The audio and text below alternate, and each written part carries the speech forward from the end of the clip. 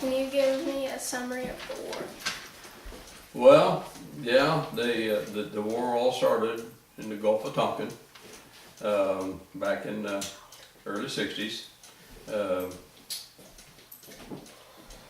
We went in to try to save the country.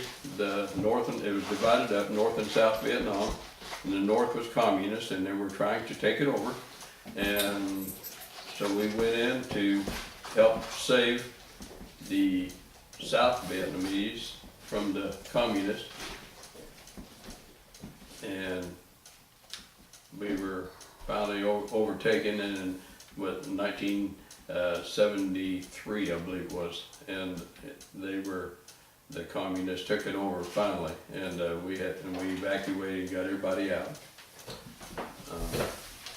What was your role during the Vietnam War? I was in the Air Force. I was stationed at Tuiwa Air Base, and I was a jet engine mechanic, and I was responsible for keeping the jet engines running on the F-100 fighter jets.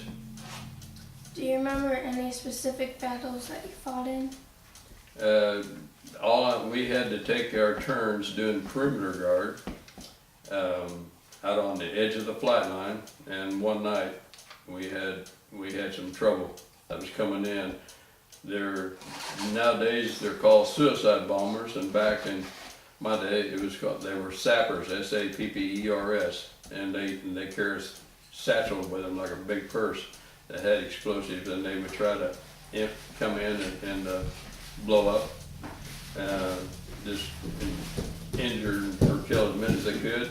And one night they tried to come in, and it was on my side of the base, and it scared me. That was a scary deal. What were some dangers in the war besides the enemy?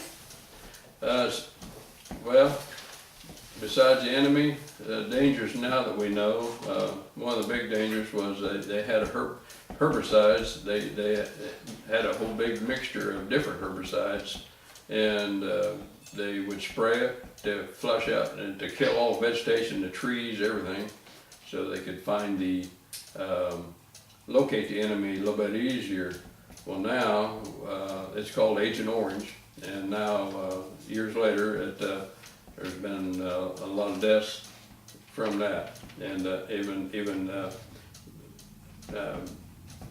people have come home and had children after that. A lot of the children were deformed and things, and so it's an ongoing deal right now.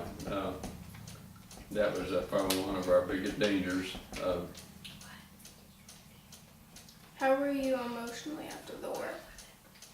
I just didn't want anybody to even know I was even a veteran because of some things that were said to me when I first come home. And many of our troops were spit on and stuff because this country was against what we were there for. We were just doing our job for the United States, and wasn't recognized that way by many people. What impact did the war have on you? Well, I'd have to say that, again, it caused me to be very quiet for a long time. Now now that it's been recognized and we've been welcomed home, I'm glad. It's something I wouldn't ever want to do it again, but it wouldn't take any money to, it was an experience that made me even better. I feel now. That's a good enough answer. What types of careers were in the war? There were many careers in the war. We had people that were combat troops that were on the ground. We had our Navy that was on the ground to flush out the enemy and destroy them. And we had our Navy out on the ships. We had destroyers and stuff and aircraft carriers.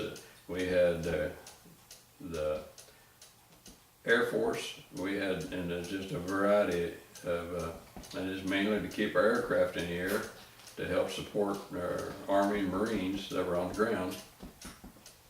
Did gender or ethnicity influence who was in the career? Yeah, they usually like we had nurses over there that were that were female, and then we had the in our male, we had doctors, and of course our medics were male. And I think, you know, there was that we had to draft on, and I think there was many African Americans, you know, that were in the ground combat in the Marines and the Army, and anyway, it was kind of a hard time back in the '60s. There was a lot of racial intolerance back in, and anyway, Why were those careers necessary? well, they were necessary to. We all had certain jobs to do, and all the different careers were necessary to make it work. And how did they impact society as a whole? I would say, as a whole, they impacted. There was a lot of businesses that a lot of things created through the war, because it was kind of like a proving ground over there. Because I seen a lot of different equipment that was tried over there, and then it lasted for a while, and then they went on to something else, and you never seen it no more. So there was a lot of businesses created through the war, and might have been, in my opinion, it was a prolonged war, so it could be. And that's just my opinion, but it was a prolonged war, so things could be tested out. And Okay, thank you. that's a good side. Okay. With Grandpa gone, what responsibilities did you have to do that you wouldn't usually have to do? Okay, well, I took care of your mother, who was approximately about 16 months old. No, she wasn't that old when he left. No, she'd only been about 6 months old. 6 months old. And we moved from Arizona, Luke Air Force Base, back to Topeka, Kansas.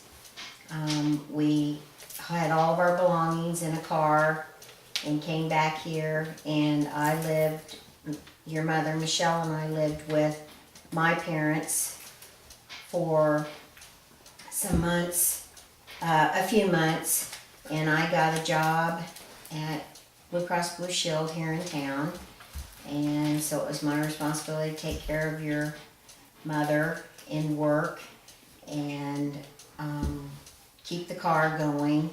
And also right before Grandpa came home from Vietnam, I needed to find a place for your mom and I to live. So I found an apartment so he'd have that when we came back. And another question? How did you communicate with Grandpa? We communicated. I would go, I wrote letters every single day to Grandpa. The mail took a lot longer then than it takes now. I sent him brownies and things that I could send in the mail, pictures of your mother. And also we had a reel-to-reel tape recorder, and so I would talk to him on the tape, and your mother would get on there and go, goo goo, gaga, Yeah. whatever. All she knew her daddy was at that time was a picture, an 8x10 picture of him. And let's see. And the communication also was done with ham operators. At that time, ham operators volunteered their time to be a communication liaison between the military men that were overseas and their families here at home. And we did not have cell phones. We did not have computers. We did not have all the Skycap, which now they communicate through that, and I think that's great, because many days all we knew was what was on television about the war. That's all we knew that was going on. I did know the base that he was stationed at, Tuiwa, but I didn't know if he would be taken off base to do some other things or what would be going on. We could have met one time for a R&R. R&R, which rest and Recuperation. but we did not do that. It was a long airplane trip, and I didn't know if we could to take your mom, and she was still a baby, and I didn't want to have her be traumatized by being on a plane. So we didn't see each other for all that time, but we did send pictures back and forth occasionally. Thank you. You're very welcome.